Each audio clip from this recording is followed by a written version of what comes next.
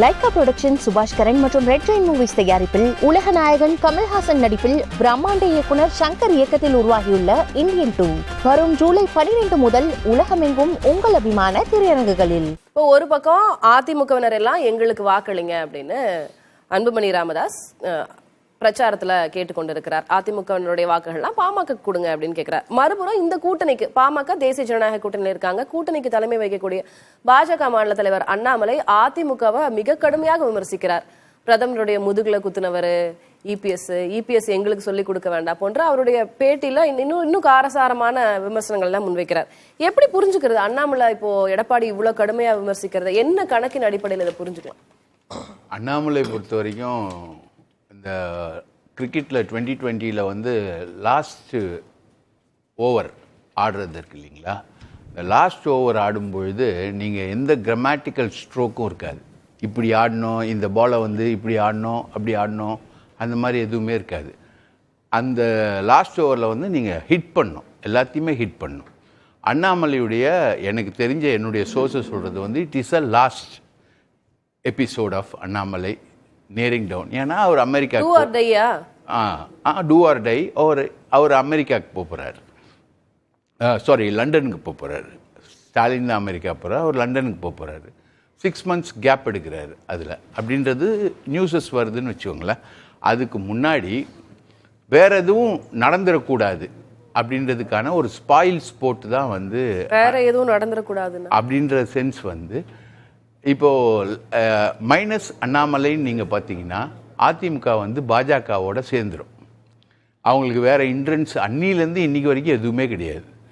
அன்னிலேருந்து அவங்க மாவட்ட செயலாளர்கள் கூட்டமும் நிர்வாகிகள் கூட்டமும் எல்லா கூட்டத்தையும் போட்டு அவங்க சொல்றது வந்து அண்ணாமலையை நீக்குங்க. அண்ணாமலையெல்லாம் ஒரு பொருட்டு இல்ல, எங்களுக்கு கொள்கை அடிப்படையில எங்க தொண்டர்களுக்கு யாருக்கும் பிடிக்கல, அதனால பாஜக இருந்து வெளியில வந்துட்டோங்கிறது அதிமுகனுடைய அது ஃபர்ஸ்ட் ஸ்டாண்ட் கிடையாது மேடம். முதல் ஸ்டாண்டு அன்னிலேருந்து இன்னைக்கு வரைக்கும் பாஜகலாம் அவங்க மோடியை விமர்சிக்கல, இன்னைக்கு வரைக்கும் விமர்சிக்கல. இப்போதான் இந்த சட்டங்களை எதிர்த்து கொஞ்சம் குரல் கொடுத்துக்கிட்டு இருக்காங்க.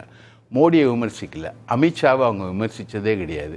பாஜகவுடைய கொள்கைகள் எல்லாமே நீங்க இந்துத்துவத்திலிருந்து அண்ணாமலைக்கோட தான் பிரச்சனை, அண்ணாமலையோட தான் அவங்களுக்கு ப்ராப்ளமேட்டிக்காக இருக்கு. அண்ணாமலைக்கு என்ன ப்ராப்ளம்னா இவங்க எடப்பாடியோடைய ப்ராப்ளம். அவர் வந்து இஷ்டத்துக்கு அவர் பேசின பேச்சுக்களில் ஈ cannot swallow his own stuff அப்படின்ற மாதிரி ஒரு கண்டிஷனில் அவர் இருக்கார். ஸோ இந்த அதிமுக பாஜக உறவு வந்து அருந்து போனதுனால 2 கட்சிகளும் லாஸ் ஆயிடுச்சு அப்படின்றது வந்து அதிமுகலையும் ஒரு பெரிய ஒப்பீனியன் இருக்குது. வேலுமணி மாதிரி ஆட்களோட ஒப்பீனியன் இருக்குது.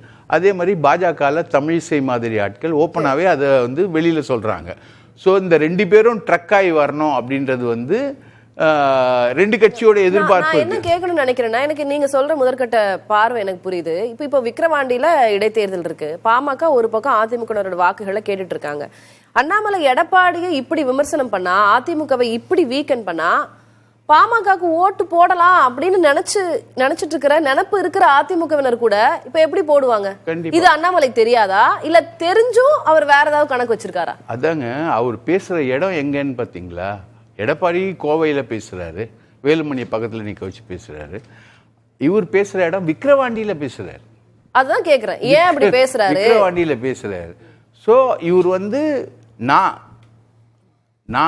நான் சொல்கிறது இதை தாண்டி இந்த உலகத்தில் எதுவும் இருக்கக்கூடாது அப்படின்ற ஒரு கண்டெம்ட்டில் இவர் வந்து முழுக்க இவரோட ட்ராவல் என்னன்னா அதிமுகன்ற கட்சி அழிஞ்சிருச்சு, அதிமுகன்ற கட்சி இல்லை, அதிமுகன்ற கட்சி அழிஞ்சிருச்சு, எடப்பாடி சொல்ற பிம்பங்கள்லாம் பொய், அதிமுக பல இடங்களில் டெபாசிட் வாங்கல, அதெல்லாம் வந்து பாஜகக்குள்ள வந்துருச்சு, பாஜக தான் நிக்குது.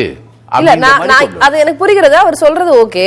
ஆனா அதிமுகவை இப்படி அடிச்சு வீக்கன் பண்ண வேண்டிய அவசியம் என்ன? ஏன்னா அதிமுகவை வீக்கன் பண்றீங்க, எடப்பாடியை நீங்க விமர்சனம் பண்றீங்க அப்படின்னா அப்ப அதிமுக காரங்க எப்படி தேசிய ஜனநாயக கூட்டணியில இருக்கிற பாமக ஓட் பண்ணுவாங்க விக்கிரவாண்டியில? அது மக்கள் கிட்ட போறது. இன்னொன்று வந்து it is a signal to the political arithmetic இருக்கு இல்லைங்களா, தலைவர்கள் மேலே இருக்கக்கூடிய தலைவர்கள் வரக்கூடிய விஷயங்கள், அதுக்கு சம்பந்தமான விஷயங்கள், கூட்டணி, அதிமுக பாஜக கூட்டணி என்ன மீறி அமையக்கூடாது. நான் போயிட்டா கூட்டணியில இருக்கிற அன்புமணி அவர் அவ்வளவு ராஜதந்திரமா ஜெயலலிதா அவர்களுடைய படத்தை போடுறாங்க, அதிமுகவினர்லாம் எங்களுக்கு ஓட் பண்ணுங்கன்னு கேக்குறாங்க. அப்போ அந்த ராஜதந்திரம் எல்லாம் வீணாகி விட்டதா? அவருடைய அந்த டாக்டிக்ஸ் எல்லாம் இவரு முக்கியத்துவம் கொடுக்கலையா? பாஜக மாநில தலைவர் அடிப்படையில நான் தாங்க எல்லாமே. என்ன மீறி எதுவும் இல்லைங்க.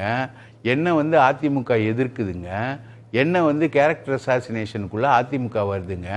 நான் அதிமுகவை கூட்டணியுடைய தலைவரா இருக்காருல்ல. இப்போ பாஜக மாநில தலைவரா மட்டும் அண்ணாமலை தேசிய ஜனநாயக கூட்டணி தமிழகத்துல இருக்குன்னா இப்ப அவங்களுக்கு இல்லதான் பாமக இருக்காங்க.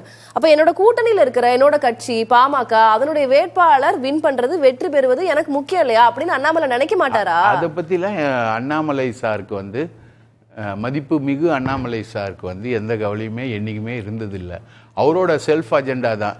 இன்ஃபேக்ட் அவர் தேவைப்பட்டதுன்னா அவர் பாரதிய ஜனதா கட்சியை விட்டுட்டு கொங்கு ஜனதா கட்சின்னு ஒன்று தனியாக கூட ஒன்று ஆரம்பிச்சுட்டு போயிடுவார் அவர். எப்படி அந்த அணுகுமுறை நம்ம எப்படி புரிஞ்சுக்கிறது? கூட்டணி பத்தி கவலை இல்லை, கூட்டணியில் இருக்கக்கூடிய வேட்பாளர் வெற்றி பெறணும், அவங்களுடைய ராஜதந்திரங்கள் அவங்க எப்படி காய் நகர்த்துறாங்க அப்படின்றத பத்தி எல்லாம் கவலை இல்லை அப்படின்னா அண்ணாமலையினுடைய அந்த அணுகுமுறையை எப்படி பாக்குறது? ஏதோச்சாதிகாரம் தான், நான் தான் எல்லாம் அப்படின்ற ஒரு ஏதாச்சாதிகாரத்தில் தான் பேசுகிறார். இவரோட விஷயங்களை இதில் துரதிர்ஷ்டம் என்னன்னா, இவர் இப்படி பேசுகிறத பாஜகவில் இருக்கக்கூடிய இரண்டாம் கட்ட தலைவர்கள் யாரும் எதிர்க்கலை. இப்போ அன்னிலேருந்து அதிமுகவுடைய க்ரை என்னன்னா, அண்ணாமலை இப்படி எம்ஜிஆரை பேசுகிறாரு, அண்ணாமலை இப்படி ஜெயலலிதாவை பேசுகிறாரு, இன்னைக்கு எடப்பாடியை பேசுகிறாரு. இப்படிலாம் இவர் பேசுகிறத தேசிய தலைவர்கள் யாரும் கண்டித்ததும் கிடையாது. ஸோ இவங்களோட ஆசையோட தான் இவர் பேசுகிறாரு. அப்படின்னும் பொழுது அதிமுகன்ற ஒரு பெரிய கட்சி, தமிழகத்தில் பெரிய கட்சி அதிமுக தானே. இப்போ தேசிய ஜனநாயக கூட்டணியில் அதிமுக இருந்தால் அதிமுக தானே தலைமை தாங்கும்.